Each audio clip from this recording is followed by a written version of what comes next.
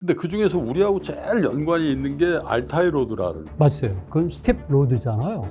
다만 그 스텝 로드의 동쪽에서도 핵심적에 해당하는 곳이 바로 알타이 지역이에요. 알타이 지역은 산맥도 있고 강도 있고 호수도 있고 초원도 있고 이게 알타이 지역이고요. 쭉 동쪽으로 가면서 오늘날 우크라이나 지역이니까 바로 스키 타임이나 그리고 이제 오면서 알타이 초원과 바이칼 사이를 거쳐가지고 몽골로 왔다가 만주로 해서 우리 북만주, 서북만주 지역의 부여 지역으로 들어오게 되는 거죠. kyushu부터 해가지고 관서지방이라고 그러잖아요. 오사카, 나라스카 이쪽 사람들은 보통 9대1의 비율로, 근데 오늘날 관동지방 사람들은 7대3의 비율로 압도적으로 우리에서 건너간 사람들이 많아요.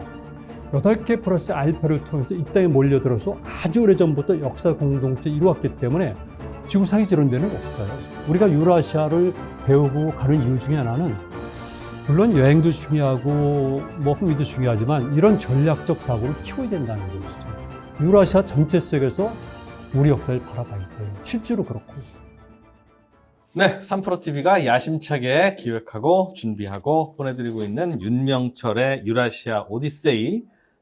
지도에는 굉장히 크게 나타나지만 실제로는 이 동네가 뭐 하는 동네인지 어떤 동네인지 잘 모르시는 바로 그런 스위트 스팟을 저희가 찾아서 윤명철 교수와 함께 하고 있습니다. 어디로 보낸 거야? 네? 어디로 보냈냐고요? 그 동생 뻘 내는 친구 있잖아. 아, 정프로. 먼저 보냈어? 바이칼에? 애가 요즘 좀 아픔이 있어 좀. 왜? 어제 밤에 술 한잔 하고 좀 오늘 늦게 일어나는 것 같아서 그냥 있으라고 그랬어요. 형들이 둘이 하겠다고. 뭐 우리 둘이 하면 뭐 될까 이게? 그렇긴 한데 돼 또 있어야 뭐, 되는데. 이게 근데 정프로가 우리끼리 얘기지만 자기 없으면 이게 인터뷰가 안 된다는 걸 슬슬 알더라고. 이거 한번 열심히 해보자. 그래서 형들끼리 해도 되는구나. 이게 보여줘야 해야지. 아유 진짜 너무 우리가 그동안 정프로 의존도가 높았다. 아니 뭐 잘하긴 잘해. 예. 우리끼리 얘기했고요. 네? 예. 그래서 오늘은 이 분야의 전문가시죠. 다행히 한국인이라서 저희가 이분께 직접 강의와 설명을 들을 수 있는 게 얼마나 다행인지 모르겠습니다. 한국인의 시원은 어딘가? 예. 예. 사마르칸트 대학교 윤명철 교수님 어서 오십시오. 네, 안녕하세요. 윤명철입니다. 어서 네. 오십시오. 네. 많은 뭐 시청자들이 그동안 쭉 따라오기도 했습니다만 어떻게 하다 보니까 윤 교수님 오늘 처음 뵙는 시청자분들도 계실 텐데. 네, 그렇군요. 사마르칸트 대학에서 직접 그 동네 사마르칸트 학생들을 가르치고 계시는 거죠? 네, 사마르칸트는요. 실크로드의 핵심 도시는 사실은 사마르칸트입니다. 중국 실크로드만 생각하는데 네. 실크로드는 원래 중국 현재 신장 위구르 자치지역이 아니라 더 서쪽이 실크로드의 본산입니다. 네. 그런데 거기 핵심이 바로 소구티아의 핵심인 사마르칸트시거든요. 그 도시가. 네, 거기에 국립 사마르칸트 대학교가 있고요. 당연히 거기는 중앙아시아 가장 오래된 고도고요. 문화의 집산지이기 때문에 그 학교 자체가 고고학과가 굉장히 권위가 있어요. 그 고고학과의 교수로 재직하고 있습니다. 사마르칸트 대학. 네. 저는 원래 역사학자죠. 네. 예. 한국에서 역사학자이기 때문에 고구려사, 동아시아 해양사를 전공했지만 우리 민족의 정체성을 찾기 위해서는 유라시아가 필요했거든요. 네. 그리고 개인적으로 워낙 여행이나 탐험을 좋아했기 때문에 하다 보니까 유라시아 전적을 정말 많이 다녔어요. 네. 그리고 정년하자마자 지금 사마르칸트 대학교의 교수가 있는 거죠. 우리 지난 시간에 배운 내용 예. 뭐 잠깐 하고 오늘은 어떤 내용 좀 바이칼 호수 얘기를 조금 더 해주시려고 그러신 것 같아요. 네, 그때 바이칼 호수요. 정말 재밌게 들었는데. 네, 네. 바이칼은 좀 특별한 것이고요. 예. 그리고 인류 문화의 시온과도 연관된다 보는 사람들도 있고요. 특히 우리 민족과는 불가분의 관계에 있거든요. 그래서 제가 조금 더 욕심이 나서 오늘 좀 부탁을 드린 거죠. 네. 바이칼 호수는 생각보다 굉장히 큽니다. 길이만 하더라도 거의 650km 가까이 되니까 네. 와 진짜 서울 크네. 부산 거리보다 더 길어요. 한반도 거죠. 남쪽을 남한을 잘라서 넣으면 퐁당 빠지겠는데? 그럼요. 그리고 깊이도 1700km가 넘으니까 1700m가 넘으니까 뭐 어마어마한 거죠. 한라산 넣으면 백록담만 뜨겠네요. 그렇죠. 네. 백록담이 1905m인가 그러니까 그렇죠. 1700이면 그 정도 뜨죠.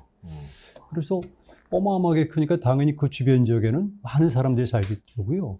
또 한 가지는 기온이 지금과는 다를 시기가 있잖아요. 예. 빙하기가 있었고 간빙기가 있지만은 지금은 간빙기 시대예요. 충족세인데 중간중간에도 온도의 변화가 있거든요. 네. 그런데 온도가 적합할 때는 거기만큼 살기 좋은 데가 많지는 않죠. 그 주변 지역에서는. 그건 첫 번째 어마어마하게 큰 물이 있으니까 당연히 어족 자원이 풍부하잖아요. 네. 물고기 잡아먹으면 식량은 해결되고. 네. 사실은 이미 75만 년 전에 호모 에렉투스가 물고기를 잡아서 불에 구워 먹은 유적들이 발견돼. 거기가 아니라 이스라엘 지역에서는. 일찍부터 인간이 어업을 했는데요. 수렵은 사실은 어려워요. 후대에 가서 수렵이 시작된 거지만 초기에는 주로 어업을 많이 합니다. 그랬을 경우에 잡기 편하죠, 그게. 네. 그래서 바이칼은 그런 면에서도 아주 좋고요. 음. 당연히 주변에 초원도 있지만 숲이 많으니까 여러 가지 자원들이 풍부하죠. 그러다 보니까 많은 종족들이 거기에 몰려들고요. 또 거기서 흩어지고 그래서 그 지역의 역사를 보게 되면 말 그대로 유라시아 역사의 반 정도는 꿰뚫을 수가 있어요. 대부분의 종족들은 거기를 거쳐가거나 거기서 기원했다고 하니까. 그래서 명칭도 다양한데 지난번에 조금 말씀드렸잖아요. 그래서 예를 들게 되면은 거기는 원래 첫 번째 그 이전부터도 있었지만 역사상 기록 볼 때 첫 번째 주인공들은 아무래도 우리가 흔히 얘기하는 흉노 계통이에요. 네. 흉노 그러면 좀 기분이 안 좋잖아요. 오랑캐 느낌. 완전 북쪽 오랑캐 뭐. 네, 그건 중국인들이 그렇게 쓴 거고요. 본인들은 그런 표현을 쓰질 않죠. 보통 흉 또는 흉노 그래서 사람이란 뜻이에요. 그리고 그 사람들은 우리가 인종인류학적으로 볼 때 투르크인이라고 그래요. 돌골 아시죠? 네네. 예. 돌골도 중국 사람들이 날뛰는 사람이라는 뜻으로 나쁜 식으로 쓴 거지만은 돌골인들은 6세기 중반에 역사에 등장을 하고요. 그 이전에 흉노가 먼저 등장을 해요. 돌궐족의 그럼 선조뻘 되는, 그렇죠, 선배뻘 선배뻘 되는 거죠. 게 흉노족이었군요. 그렇죠. 예, 다 비슷하고요. 흉노만 하더라도 우리 고조선이 붕괴하고 유만조선이 또 일어나고 또 유만조선이 멸망하는 데까지도 다 연동이 돼요. 우리랑 절대 무관한 게 아니죠. 근데 흉노인들이 거기 살 때는 거기를 탱기스라고 불렀으니까 당연히 하늘못이에요. 연못. 천지란 말이죠. 똑같은 거예요. 그 밖에도 또 지금도 그 일부 살고 있지만 야구티인들이요. 예. 사후공화국에 그 사람들은 보통 바이 쿨 그러는데 알타이 말이에요. 바이 쿨. 호수란 뜻인데 풍요로운이란 뜻이 있어요. 뭐 그런 것도 있고 라무란 표현도 있고 중국인들은 거기를 북해, 북쪽 바다 또는 소해, 작은 바다라고 불러요. 그만큼 동아시아 역사랑 깊은 관련이 있는데 물론 서쪽도 있고 네. 키르기스탄도 연결되지만 근데 우리는 그걸 몰랐기 때문에 바이칼 그러면은 굉장히 멀고 무관한 것으로 알려졌죠. 근데 지금은 많은 사람들이 알게 되고 왔다 갔다 하다 보니까 이제는 바이칼과 우리의 연관성도 알고 더불어서 우리 역사의 활동 무대가 직접 간접으로 그 지역과 연관돼 있구나. 그리고 어떤 분들은 아니 많은 분들이 그렇게 얘기하시는데 우리 민족의 시온을 바이칼 쪽과 연동을 시켜요. 저는 뭐 8개 플러스 알파의 루트니까 중요한 루트 중에 하나로 보지만 어쨌든 간에 우리 민족의 기원을 밝히는데도 바이칼은 중요해요. 또 우리의 민족의 선조들이 그 동네에서 한 살다가 갈래가 온 분들도 꽤 있었을 것이다. 그렇죠. 한 갈래가 중요한 갈래인 거죠. 한반도에 모인 분들은 다 이제 출처들은 좀 다 다른데. 그렇죠. 저는 8개 플러스 8개 알파. 플러스 알파라는 게 그 8개 플러스 알파 중에 한 개 아닙니다. 일가가 아니라 섞여 있다는 얘기시죠. 그렇죠. 8개 길을 통해서 온 사람들이 있는데 그거 외에도 새끼들이 많으니까 제가 플러스 알파라는 용어를 쓴 건데. 그래서 우리 민족을 단일 민족의 대표로 얘기를 하잖아요. 네. 단일 민족이 아니라는 소리 요즘에 굉장히 많아진 것 같아요. 그거는 우리가 말하는 2000년대 들어오면서부터 글로벌리제이션이란 말이 유행하잖아요. 예. 그리고 신자유주의가 있잖아요. 그런 과정 속에서 민족주의를 좀 잘못해서 그런 것 같아요. 예. 민족이라는 용어 자체는 원래가 소구의 근대적 개념이에요. 그거를 일본 사람들이 근대화될 때 민족이라고 단어를 만든 거예요. 예. 그러니까 우리는 그거를 우리 그 당시 때 상황이라든가 우리 민족의 독특한 특성 때문에 민족과 종족을 그냥 일치시켜 보는데 민족은 원래가 첫 번째는 언어가 중요하고요. 두 번째는 혈연이라고 그래요. 혈도 중요하고 네. 어디 사는가는 지역 또는 공간이 중요하고요. 그다음에 또 한 가지는 그들이 사용하는 기호 있잖아요. 언어라든가 아니 좀 더 문자라든가 등등 있고 그다음에 신앙도 있고 또 하나 중요한 것은 이제 마르크시즘에서는 경제 생활의 공동도 민족 요소로 봐요. 그래서 이런 것들은 근대적 개념인데 우리는 그 이전부터 하나의 공동체 이루었잖아요. 예. 한반도에서. 그럼요. 한반도 플러스 남만주일 때. 예. 저는 늘 그렇게 얘기해요. 한반도 플러스 남만주인데 혈연 공동체에다가 언어 공동체에다가 공간 공동체에다가 역사적 경험도 우리는 한 군데서 해왔잖아요. 예. 그 지구상에서는 거의 드물어요. 거의 유일무이한 것 같아요. 그래서 흔히 말하는 역사적 공동체에서 민족 개념은 아주 일찍부터 있었다. 네. 그러나 서구적 근대 개념을 적용시킬 수는 없고 대신에 일부 분들이 좀 과도하게 해석하시는데 단일 종족은 아니에요, 절대. 단일 민족도, 단일 혈족도 아니고. 바이카로 근처에서도 온 분들도 있고 우리 그럼요. 조상 중에는. 저쪽 그 뭐- 바다 쪽에서 오는 것도 그럼요. 유력한 설이 있더군요. 그럼요. 동남아시아에서도 오고요. 네. 그다음에 중국에 가면은 절강 지역이라고 있어요. 네. 오늘 상해 밑에 지역이 절강 지역인데 항저우 이쪽은 굉장히 연관이 깊고요. 네. 일본인들은 자꾸 우리와의 연관성을 희석시키기 위해서 일찍 음. 선사 시대부터 장강유역 사람들이 왔다고 주장하는데 그거는 아니에요. 일부는 가능하지만.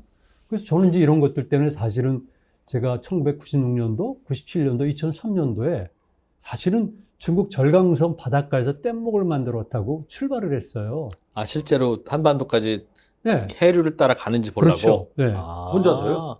아니요, 우리 탐험대원들이 4명이죠. 그리고 중국 사람 1명. 그럼 그 뒤집어지면 어떡하시려고? 뒤집어지면 죽는 거예요. 뭐 당연하죠. 목숨을 거신 거예요? 그렇다고 그때는 뭐 그때는 삶의 애착이 굉장하실 삶의 텐데. 체험 강하지만 저는 확신이 있고 또 제가 주장하는 것들이 우리 민족의 첫 번째 특성은 기존의 개념과는 달리 역동성은 탐험 정신이거든요. 실제로 그래요. 8개 플러스 알파기를 통해서 오잖아요. 그럼 그때 그 지역에서 출발한 사람들과 머무른 사람들은 달라요.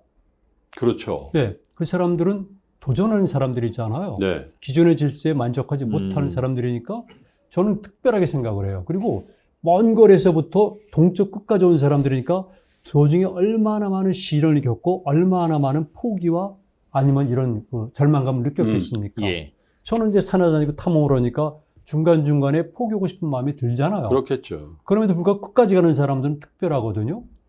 국동이에요, 그 파이스트.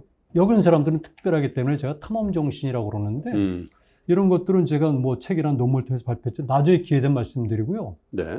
어쨌든 간에 남쪽에서도 오고 동남아시아에서도 오고요. 그리고 최근에 들어서 우리나라 사람들이 조금 불육하게 생각하지만은 일본 열대의 선주민들도 울산이라든가 부산이라든가 최근에는 경상남도, 전라도 일부 지역에서 그 유전적 증거가 나타나고 있습니다. 일본에서도 넘어왔다. 일본 열대에서도. 뭐 당연히 우리 한반도에서 일본으로 많이 가실 거고. 주도적으로 우리가 건너갑니다. 거의 그래서 뭐 DNA 분석을 해본 일본 사람들하고 한국 사람들이 굉장히 제일 일치하게 나온다고. DNA 분석 이전에 먼저 처음에는요. 네. DNA 분석이라는 학문이 있기 전에는 형태를 분리했어요. 그래서 몸의 형태학계 인고를 분석했잖아요. 그래서 경우에 BC 3세기부터 AD 3세기까지 정도 한 600년간을 통계내면은요. 한유하라 교수가 한 거지만은 지금 큐슈 일대의 큐슈부터 해가지고 관서지방이라고 그러잖아요. 오사카, 나라스카. 이쪽 사람들은 보통 9대1의 비율로. 근데 오늘날 관동지방 사람들은 7대3의 비율로 압도적으로 우리에서 건너간 사람들이 많아요. 그래서 우리 민족, 우리 지역에 있는 사람들은 주로 만을 이은 백제 사람들은 전라남도 해안을 통해서 주로 큐슈 서쪽 해안에 도착해요. 나가사키 쪽에 주로 많이 오거든요. 구마모토라든가. 그리고 가야계 세력들은 당연히 부산 서쪽에서 출발하니까 큐슈 북부 지역에 도착해요. 네. 신라인들은 말 그대로 경주에서 나가면 어딥니까? 포항이잖아요. 그렇죠. 영일만. 네. 연호랑과 세원의 설화가 그래서 있는 거예요. 거길 출발하게 되면 보통 혼슈 남부에 그 시마네현이라고 있어요. 신문화새끼 있는데 그쪽 아니, 그 아닌가요? 위쪽이에요. 그건가요? 시마네현이라고 해서 독도의 영위권을 지향하는 편이 아, 시마네현이에요. 예, 주로 그 지역에 많이 도착을 해요. 그 시기부터 계속해서 신라문의 흔적들이 많이 남아있죠.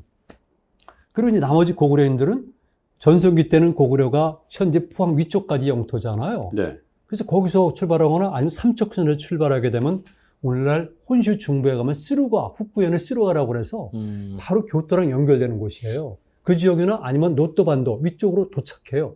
나중엔 바레인들이 거기 도착하고. 그래서 이거는 제가 나중에 기회 되면 말씀드리겠지만 뭐 제 전문 분야니까.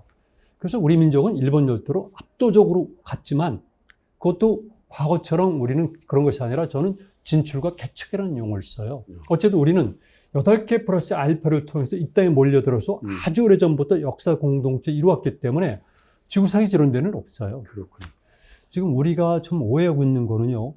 인류 문화가 생각보다 일찍부터 문화가 발전했다는 거예요. 그래서 보통 호모 사피엔스 그러고 한 10만 년 전부터 그렇게 20만 년 전부터 호모 사피엔스가 등장하지만 그런데 유라시아 대륙에는 보통 10만 년 밑에 약 7만 년 전부터로 보고 있거든요. 우리가 보는 데는.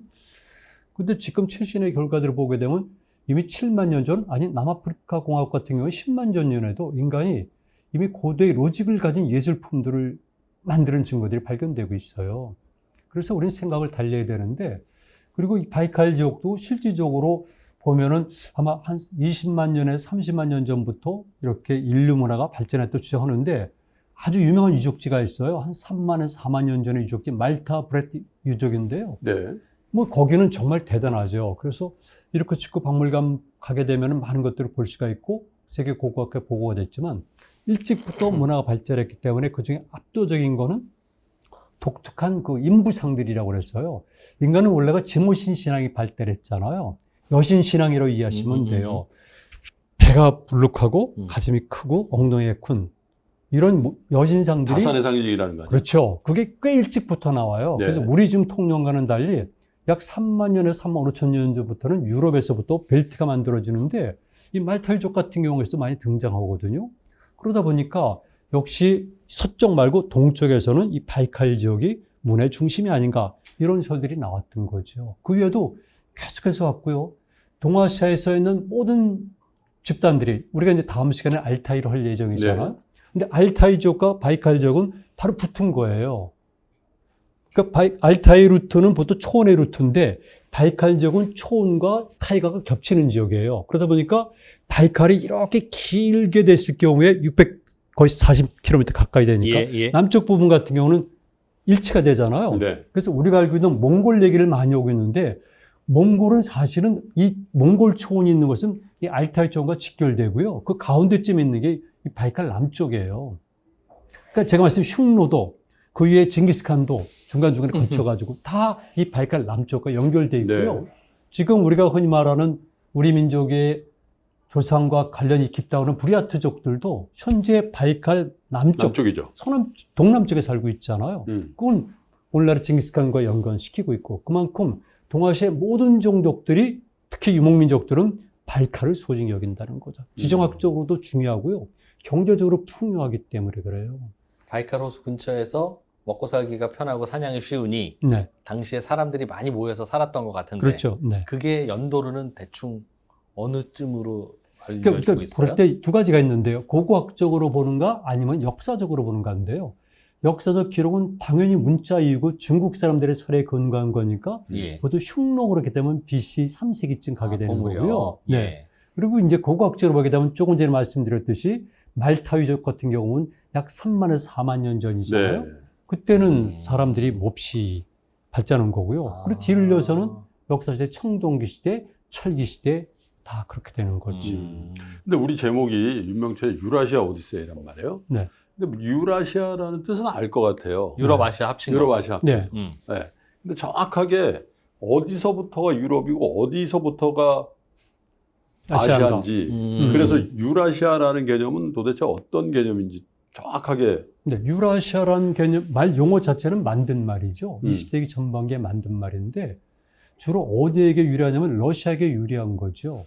유럽과 아시아는 분명히 구분이 됐거든요. 근데 러시아 입장에서는 그들은 유럽 세력이 되고 싶어 하지만 러시아는 태생이 유럽과는 무관하잖아요. 이를테면 스칸디나비아에서는 루스가 주게 됐지만 그 지역은 오랫동안 이 동쪽에서 간 사람들. 그렇죠. 특히 몽골의 킵차크 왕국이 240년 동안 지배했잖아요. 그런 다음에 러시아가 생긴 다음에는 이건 애매한 거예요. 그래서 유럽과 아시아를 같이 아우르는 개념을 만들어낸 것이 후대에 20세기에 들어서 유라시아라는 말이에요. 네. 그런데 일반적으로 보면 우랄 산맥이라고 들어보셨잖아요. 예. 우랄 산맥을 기점으로 해서 그냥 이렇게 유럽, 동쪽은 아시아 이렇게 보는 겁니다. 그래서 우랄부터는 그냥 시베리아라고 봐요. 서시베리아. 러시아에서 예. 보기엔. 그리고 이제 우리 입장에서 유라시아라면 유럽과 아시아를 포괄하니까 너무 추상적이잖아요. 근데 우리는 역사를 해야 되고 우리 민족의 정체성과 직결돼서 본다면은 적어도 동쪽에 있는 이런 계통의 문화나 종족들이 서쪽 간 것이 어딘가. 이랬을 경우에는 여러분 다 아시는데요. 헝가리. 동부 유럽이죠. 그리고 조금 서남쪽으로 내려와서 발칸반도. 여기는 6세기경부터는 우리가 막 그쪽 동쪽 사람들이 가서 나라를 세우니까. 그리스 같은데. 네, 그리스 위쪽이죠. 그리스도 옛날엔 당연히 오스만 투르크 식민지였잖아요. 네. 그래서 그쪽부터 시작해가지고 몇 단계를 거치게 돼요. 그리고 특히 요거를 스텝과 연결시키게 되면은 딱 오면서 오늘날 우크라이나 지역에 있잖아요.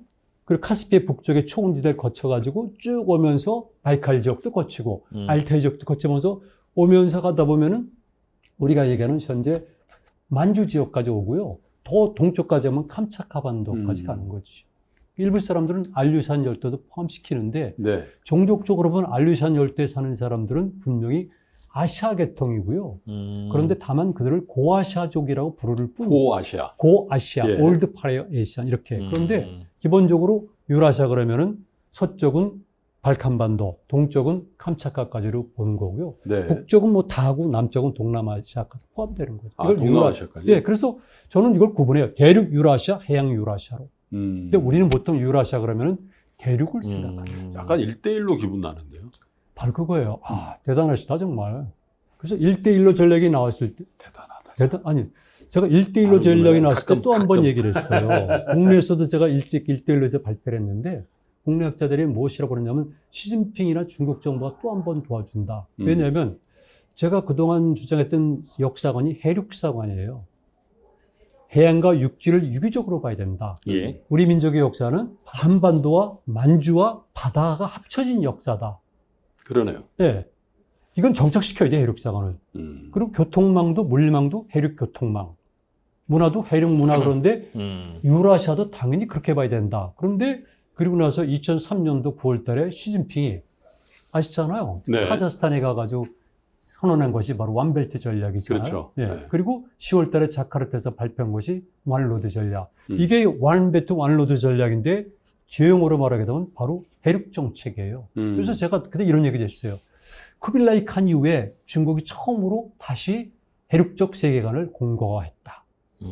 이런 사고가 필요해요. 우리가 유라시아를 배우고 가는 이유 중에 하나는 물론 여행도 중요하고 뭐 흥미도 중요하지만 이런 전략적 사고를 키워야 된다는 것이죠. 유라시아 전체 속에서 우리 역사를 바라봐야 돼요. 실제로 그렇고. 하기야 중국 역사를 쭉 공부를 하다 보면은 중국의 그 당시의 국력이라든지 뭐 이런 것들에 비해서 해양으로의 진출이 정말 미미하더군요. 그리고 명청 시대에는 뭐 거의 그냥 네. 나를 봉쇄해버리는 그런. 네.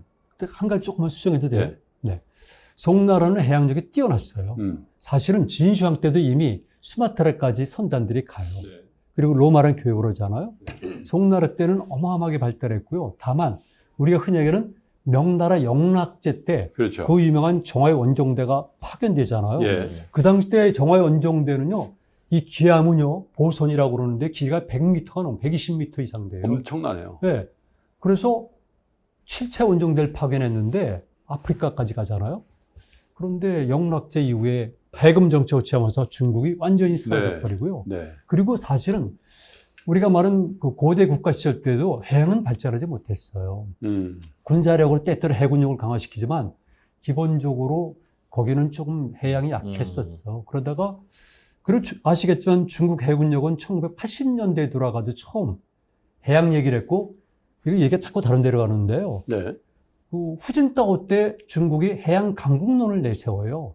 그래가지고 해군력을 증강시키고 네. 시진핑 정부 때 본격적으로 해군력이 급격하게 신장된 거죠. 그러나 원래는 그래서 동아시아 바다는요. 제가 말씀드린 동아시아 바다는 동중국해까지거든요. 네. 그 바다는 우리 바다였었죠. 우리 바다라고요? 우리 해양 활동을 활발했으니까. 아, 중국 앞바다이기도 하고 한반도 앞바다이기도 중국 하지만 사람들은 우리가 말하는 서해, 그들이 말하는 황해이잖아요. 지금 황해, 옐로시. 여기에는 관심이 없었어요. 우리만 주로 다녔던. 예, 그냥 상해부터 해가지고 좀 건강이고 수도가 있었으니까 남쪽으로 가는 거에는 동남아과 연결되는 물리망은 관심이 있었지만 우리가 말하는 서해라든가 남해라든가 동해는 관심이 없었고요. 일본은 능력은 안 됐어요. 16세기에 일본이 드디어 본격화가 되는 거죠. 사실은 13세기에 외국들이 등장을 하지만 국가적으로는 16세기에 본격적으로 일본이 해양력이 강해져요. 그럼 그 전까지 우리의 바다, 특히 12세기까지는 우리의 바다. 유라시아의 많은 길들이 있는데 그걸 이제 통칭 실크로드라고. 실질적으로 실크로드는 중국이 내 있었던 그 실크로드가 아니라 그건 일부고요. 9,000km에 달하는 거에 5,000km 정도는 바로 넘어가지고 키르기스탄부터죠, 오늘날. 거기부터 해가지고 오늘날의 아나톨리아 반도 이스탄불까지가 원래 옛날 콘스탄티노플까지가 실크로드예요. 이게 우리가 말하는 실크로드인데 예. 실크로드는 실크가 물류 상품이라는 얘기잖아요. 그렇죠. 그런데 동서길에 물류만 실크만 있습니까? 아니죠. 예. 이럴 때면 이거는 오아시스 로드라고 불러요. 사막의 길. 대상들이 낙타 등에 싣고 다니는 길이 실크로드고요. 그 위에 있는 스텝 로드, 초원의 길은 우리가 다음 시간에 할 알타이 로드예요. 여기는 말 그대로 막강한 기마군단들이 달리는 거예요. 거기는 군사의 길, 홀스의 길, 황금의 길, 모피의 길이 있는 거예요. 그리고 그 위에는 또 다른 길이 있죠. 그건 뭐냐, 타이거 로드라고 그래서요. 제가 말씀드린 바이칼 위쪽들, 위쪽, 그런 타이거. 길들은 숲의 길이에요. 예.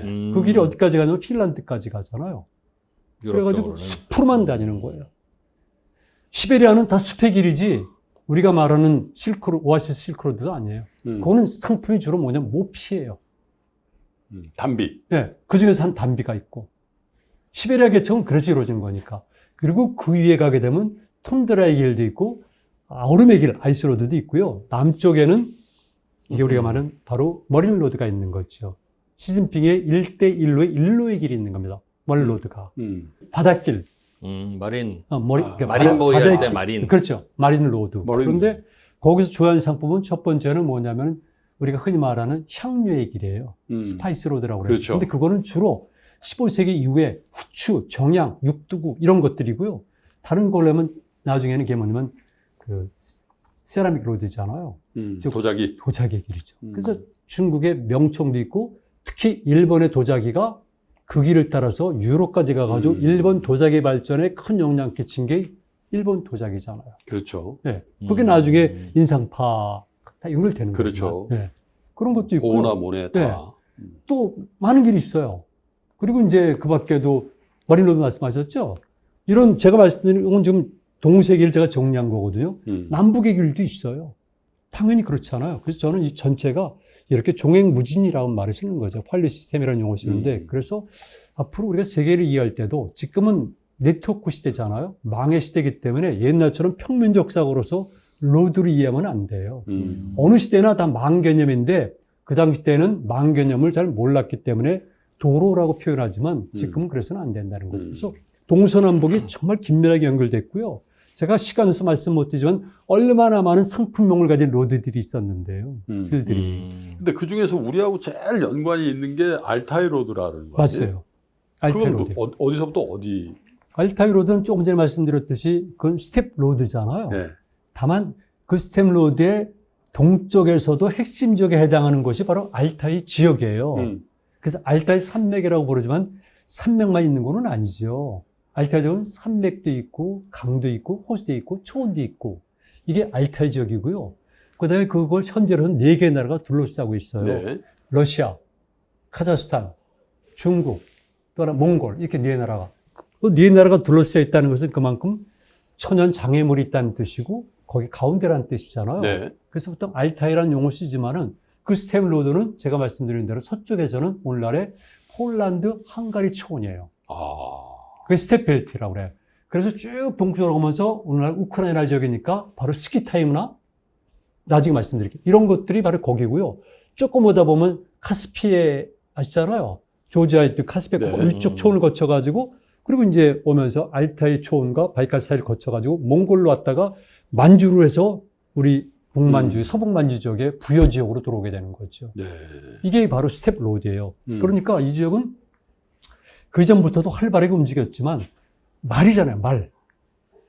말은 보통 빠르게. 그렇죠. 5,500년 전부터 수레가 만들어졌으니까 그때부터는 활발하게 움직였지만 특히 기마군단은 학자에 따라 서로 다르지만 BC 12세기, 저는 15세기까지 올려보고 싶어요. 15세기. 예, 그때부터는 전체적으로 연결 안 됐겠지만 상당히 먼 구간씩 이렇게 빠르게 이동하니까 당연히 거기서는 첫 번째 중요한 게 뭡니까? 말이잖아요.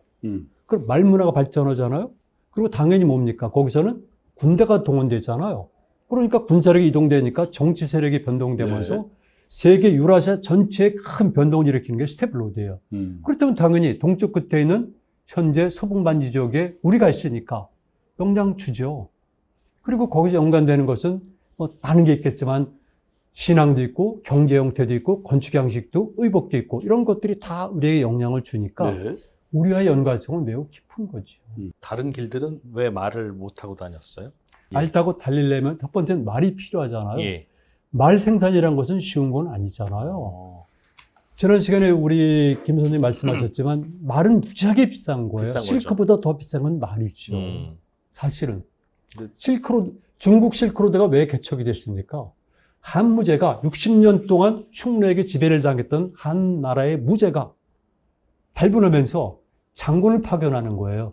저 서쪽에 가면은 원래 중앙아시아 동쪽 끝이에요. 페르가나라고 있어요. 거기 그 유명한 한열말을 구해라.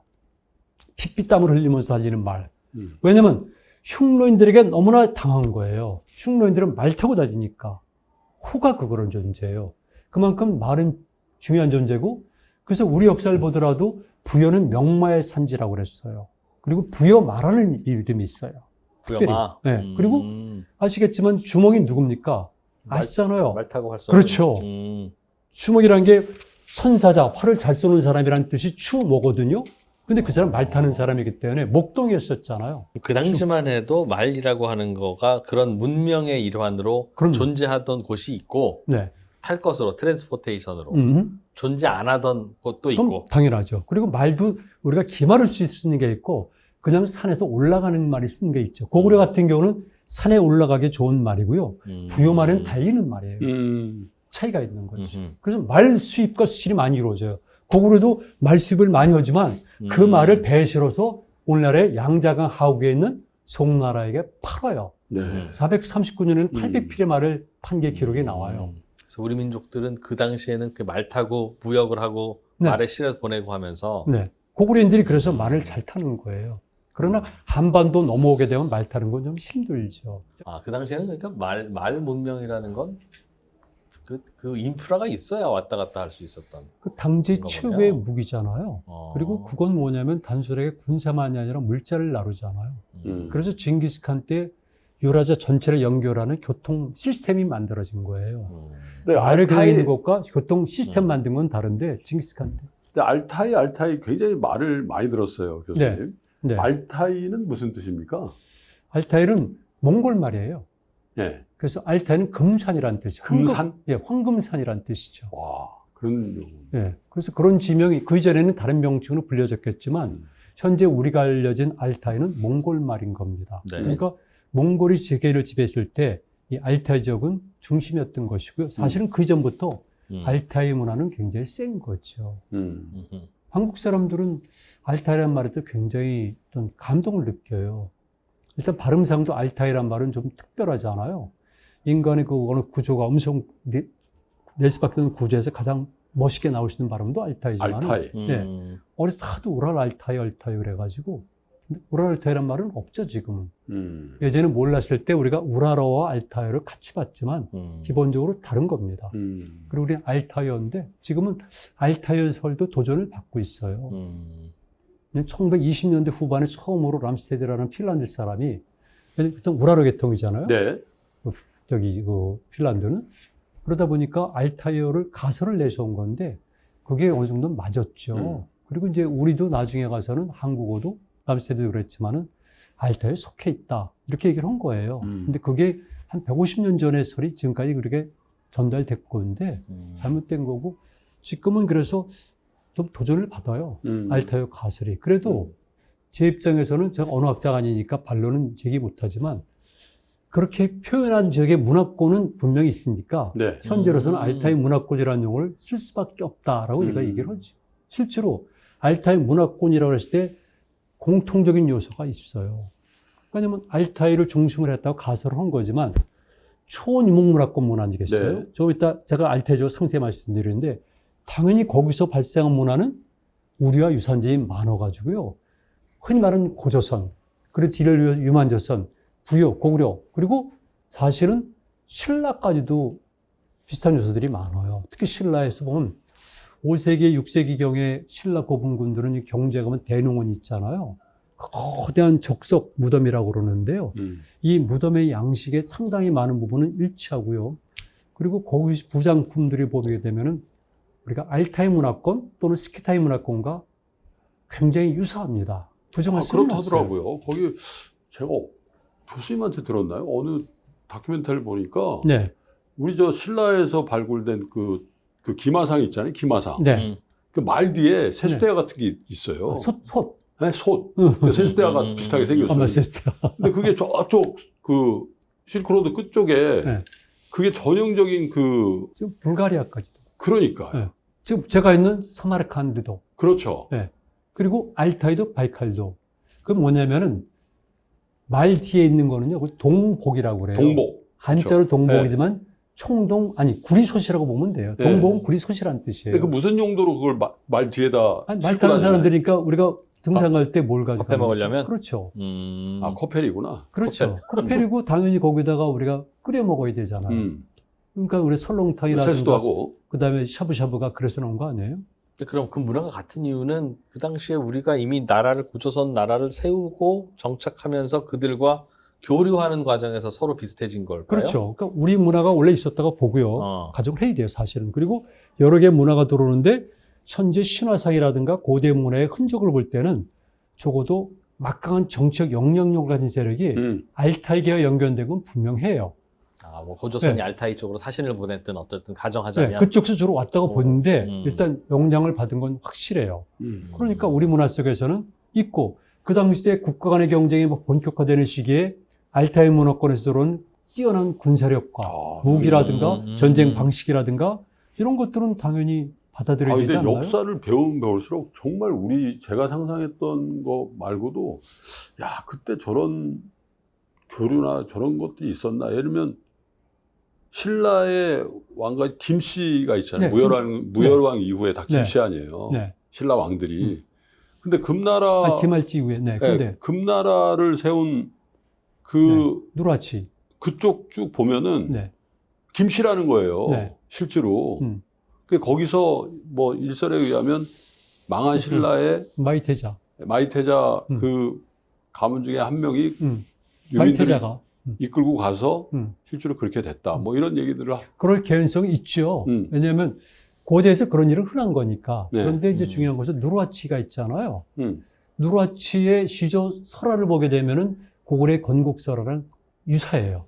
구조적으로 일치하고 있어요. 네. 심지어는 신화서까지도 네. 굉장히 가까운 거죠. 그리고 사실은요, 좀 복잡하지만 알타이어설이 있잖아요. 가설이지만. 그래서 학자들이 구분한 게 뭐냐면 첫 번째는 서쪽의 투르크어설, 투르크어 계통. 가운데 있는 몽고로. 세 번째가 퉁구스어예요. 쉽게 말하면 이제 여진족 계통이겠죠.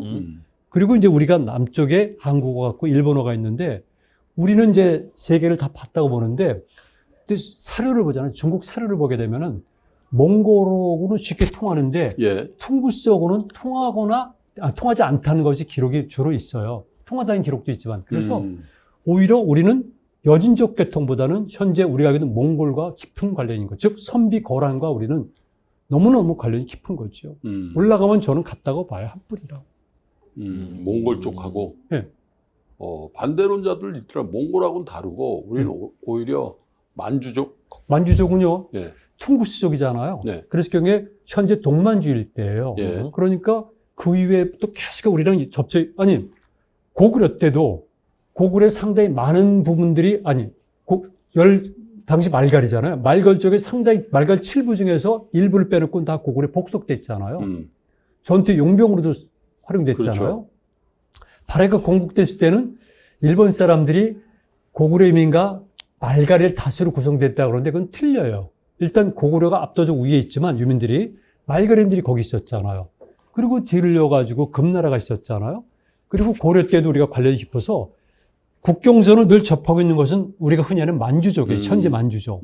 그러니까 당연히 그렇고 함경도에서 강원도로 내려오는 세력들은 그 피가 많이 섞였죠. 그러니까 이성계의 출제에 대해서도 자꾸 그런 얘기가 나오는 거죠. 그러니까요. 예. 그렇지만 원래는 우리는 오히려 거란 선비가 포함된 몽고르 계통과 관련이 깊다. 네. 적어도 중국의 그 당시 사례를 보면 그런 거죠. 그럼 한반도에 있었던 우리 조상들이 그들과 교류했을 수도 있고 교류가 섞인 거죠. 그들이 움직여서 우리나라 쪽으로 와서 그렇죠. 정착해서 살 수도 있고. 저는 기본적으로 오고 갔다고 봐요. 아, 사람도 왔다 갔다 하고 그럼 문화도 아니 왔다 어떻게 갔다 하고. 오기만 합니까? 가는 거지. 가기도 하고. 그렇죠. 배가 오면 빈 배로 돌아갑니까? 그러면 고대 우리나라 역사를 우리 한국사 교과서에는 고조선이 있었어. 뭐 시작해서 고 한반도 근처로만 공부하는데 그 영역을 많이 넓혀야 된다는 말씀. 그렇죠. 그래서 저는 이제 필드란 말을 쓰는 거예요. 권. 이를테면 직접 통치라잖아요. 그리고 간접 통치도 있고요. 영향권도 있어요. 이건 동물행동학 이론을 제가 채워온 거지만 실제로 제가 중앙아시아에 있고 허다못해 그리스 세계를 보더라도 직접 통치는 없어요. 인류 최초의 제국은 제가 다음 시간에 말씀드리겠지만 페르시아거든요. 그런데 페르시아 제국마저도 자기들이 현재 이란의 파루스 지방을 중심으로 한 것만 있고 나머지는 네. 전부 다 총독들을 파견해가지고 간접하거나 그렇군요. 아니 영향권이에요. 이게 원래 사실이에요. 그러면은 우리도 그렇게 봐야 돼요. 그러니까 조선이라는 나라가 있지만은 핵심 지역은 우리가 직접 장악해서 관리를 파견하지만 고구려도 똑같아요. 그러나 나머지 지역 같은 데면은 만주일 때 적지 않은 부분은 고조선 시대도 우리의 역사권이죠. 스키타이는 어떻게 다릅니까? 스키타이란 말은요. 원래 헤로도트스가 쓴 역사란 책에 나와요. 예. 영어로 번역돼서 시스토리아 그러는데 헤로도트스가 그리스 사람이잖아요. 그렇죠. 그런데 BC 7세기 전부터 그리스의 식민지가 확장이 되면서 현재 흑해 주변 지역에 포진이 돼요. 예. 뭐 다 있지만 흑해 주변에도 우리가 알고 있는 오늘날의 크림반도라든가 여기 다 옛날에 그리스의 식민지들이에요. 그래서 헤로도토스가 그 지역을 여행을 하면서 스키타의 존재를 알게 된 거예요. 근데 그 사람들은 특별하잖아요. 그리고 말 타는 사람들이고 활을 쏘니까 이게 어마어마한 존재죠. 그래서 이동하는 분들이에요. 그 종족은. 스키타인들은 우리가 말하는 알타이 문화 그런 것은 알타이 문화는 스키타이 문화의 일파가 연결된 거예요. 우리가 스키타이 문화 영향 받았다 그랬을 경우에 바로 그걸 얘기하는 거예요. 네. 알타이 지역에서 우리가 알타이 문화권 그러지만 이 알타이 문화를 이룬 것들은 서쪽에서 온 바로 그 문화예요. 5천여 년 전부터 시작된 람나야 문화부터 시작해가지고 안드로노브 문화를 거쳐가지고 이렇게 와서 알타이 지역에서 개화가 됐고 그게 우리한테 온 거거든요. 근데 스키타이라고 불려지는 존재들은 말 그대로 유라시아 세계를 아주 만들어버린, 아주 혼란으로 만들어진 세력이에요. 보통 스키타이인과 스키타이 문화와 스키타이 킹덤은 달라요. 근데 한국 사람이 구분을 못 하는데 어떻게 다릅니까? 스키타인들은 말 그대로 스키타이 종족을 얘기해요. 지금으로서는? 지금으로 봐서는 사라진 거지만은 굳이 따지게 되면 지금 우크라이나 계통이나 코카사스 주변에 있는 사람들이죠. 그리고 스키타이 문화는 지금 우리처럼 신라처럼 끝까지 오는 것처럼 이렇게 말 타고 그다음 청동 제품 있고 그다음 독특한 동물 문양의 스타일 뭐 이런 것들 만들고 이게 스키타이 문화고요. 스키타이 킹덤은 스키타인들이 세운 나라를 의미해요. 한때는 스키타인들의 나라가 인도 서북부 지역에도 있었잖아요. 그 스키타이라는 말은 헤로도토스가 처음 소개한 말입니다. 역사라는 책에서. 그거는 그리스식 발음이에요. 본인들은 그렇게 발음 안 했대요. 스콜로토, 뭐 스콜토스 이렇게 발음한 거고요. 이 두 개가 헷갈리네요, 지금 갑자기. 그리고 페르시아 사람들은 같은 문화권이고 같은 피를 나눴을 가능성이 매우 크지만 사카라고 불렀어요. 사카. 이게 중국으로 중국으로 전달되면서 사카란 말이 소개돼요. 그걸 중국 사람들이 한자로 색자, 요새할 때 색자 있잖아요. 예. 색으로 쓰는 거예요. 예. 그래서 우리 동양사 속에서는 그걸 색 그러는데 사카라는 말이 주로 중앙아시아에서 많이 쓰여지고요. 그 다음에 유럽 세계에서는 스키타이라는 말로 쓰여지는 것 뿐이에요. 그런데 이 문화는 출발지는 현재 카스피해 폰틱촌부터 해가지고 우크라이나 남쪽 이런 지대가 스키타이의 발상지로 보여져요. 그래서 그들이 BC 6세기경에는 그리스인들과 굉장히 교류를 활발하게 해요. 그리고 스키타인들의 가장 특징이 뭐냐면은 말을 잘 타는 거예요. 그리고 말 타면서 활을 쏘니까 어마어마한 존재이기 때문에 그리스인들이 그들을 신으로 묘사해요. 괴물로.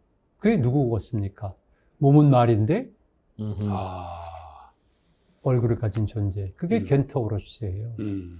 그리스 신화라든가 애니메이션에 많이 나오는 겐타우로스가 그런 존재예요. 그리고 그들은 황금을 숭앙을 해요. 유라시아의 특히 스키타인들이 황금을 좋아하기 때문에 신라까지 내려오잖아요. 우리는 원래 금이 많기도 하지만 그 문화는 스키타이 문화의 영향을 받은 거예요. 금으로 또 잘 만들었잖아요. 또. 그럼요. 그리스인들이 원래 뛰어난 크래프트 장인들이잖아요. 그래서 그리스인들에게 주문 생산해가지고 그리스인들의 기술력과 그다음에 스키타인들의 금과 스키타인들의 세계가 합쳐진 작품들이 나타나요.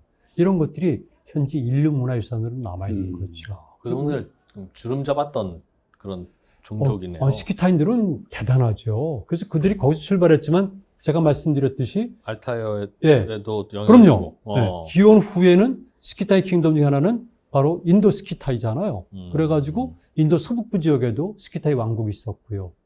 야, 그리고 동쪽까지도 계속 오죠. 여기 굉장히 복잡해져요. 나중에 아마. 그게 고대 몽고족 같은 느낌. 우리가 생각하고 있는 동아시아 역사도 그거 아니에요. 네. 근데 무슨 나라를 이룬 나라 이름이 있었던 게 아니에요? 스키타이족은? 있죠. 스키타이 왕국이 있죠. 아, 스키타이 왕국. 예. 예. 그리고 우리가 그리스인들이 스키타이를 했을 때는 그들은 스키타이 왕국이에요. 사실은. 우리하고 어떤 관련이 있나요, 스키타이? 우리랑은 제가 말씀드렸듯이 첫 번째는 스키타이 문화 영향을 우리는 많이 받았다. 즉 초원 유목 문화 계통의 영향을 많이 받았다. 네. 그 중에서도 황금 문화라든가 전쟁 방식이라든가 그다음에 독특한 그 공예 양식들, 동물 문양의 양식들 이런 것들. 그다음에 아까 말씀드렸던 동복 등등등등 이런 것들이 해서 스키타이 문화 영향을 많이 받았고요. 그다음에 혈연적 문제는 뭐 섞였을 수도 있겠네요. 스키타인들이 넘어오기 때문에. 네. 그리고 언어도 많이 비슷하죠. 그래서 우리가 말하는 알타이어 그랬을 경우에 비슷한 게 많이 있는 겁니다. 실질적으로.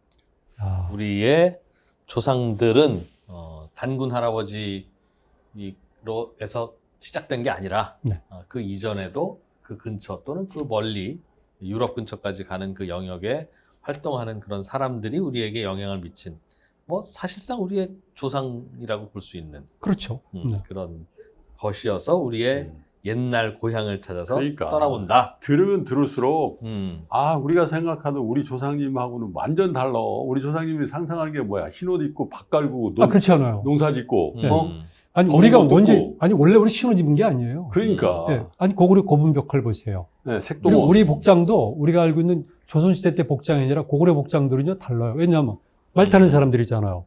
그러니까 첫 번째는 뭐냐면 저고리가 있어요. 그다음에 활동하기 좋게 여기를 딱 벨트를 묶어요. 매요. 있겠지. 그렇죠. 일제 베네딕 스타일. 그다음에 바지 통이 좁고요. 묶어버려요.